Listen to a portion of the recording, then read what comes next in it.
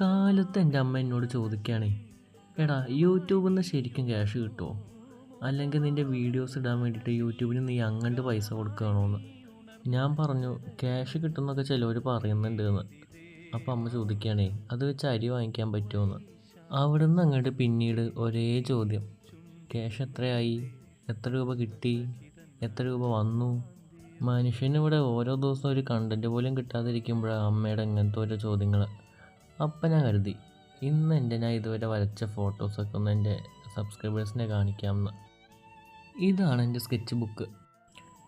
ഇതിൽ ഞാൻ രാത്രി ഉറക്കം കളഞ്ഞിട്ടിരുന്ന് വരച്ച ചിത്രങ്ങളുണ്ട്. വരച്ച ചിത്രം നന്നാവാതെ 10 പ്രാവശ്യം മായ്ച്ച് വരച്ച ചിത്രങ്ങളും ഉണ്ട്. ഇത് കൊള്ളാലോ, അങ്ങനെ തോന്നിയ ചിത്രങ്ങളുമുണ്ട്. ദൈവമേ, ഇതാരും കാണരുതെന്ന് തോന്നിയ ചിത്രങ്ങളും ഉണ്ട്.